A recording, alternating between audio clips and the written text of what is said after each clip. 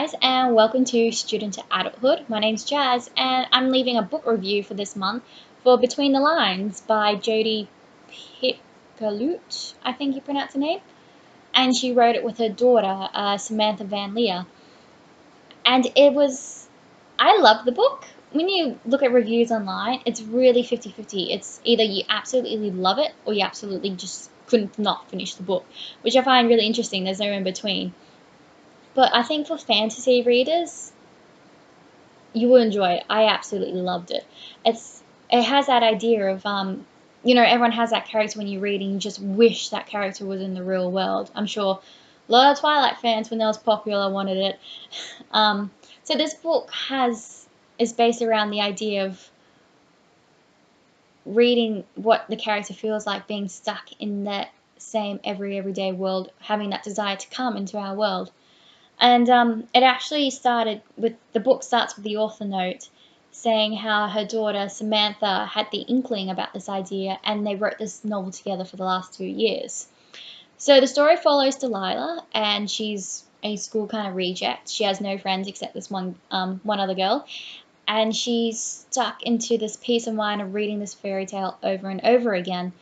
But when the fairy tale is closed, however, the book comes alive. All the characters come alive, and they just do a normal day. They might go cooking or they just live in their world. But nevertheless, the hero of the book, Prince Oliver, is tired of being stuck into this repetitive world, and he has this desire to risk all and speak to Rita, and she hears him. And I'm just going to leave it at that.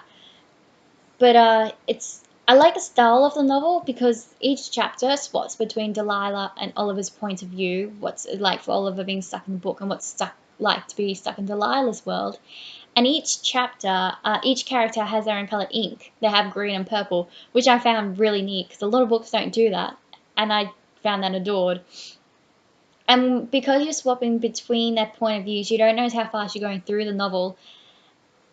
And I finished it quite quickly, and don't worry, there is a sequel. It's called Off the Page, which was a brilliant. It's just the 2 books, which was a brilliant end, I think, to the series. But through the book as well, there's beautiful illustrations, which a lot of young adult books don't have as well. And I think that helps you get an idea of, when you see those pictures, like what's it like to be in Oliver's world, what's it like to be stuck in this fantasy world every day. And I really connected, I think, through Oliver because of the pictures. But overall, I found the tale very imaginative, entertaining, and it was just, I think, a really sweet read if you're looking for something just a bit light. And it's for young adults. It can be for also younger fans as well. And I've easily finished it in a couple of days. And before anyone asks as well, I haven't read any of other Jodi's books before. I have put them on my list, so I can't really compare this book to her other works as well. But if you want just a sweet kind of fun read, I think this is one to pick up. So let me know if you guys read it, what you think as well, if you're with the other 50 that just couldn't finish it or absolutely loved it. And if you guys have any suggestions for me. All right, thanks for tuning in. See you next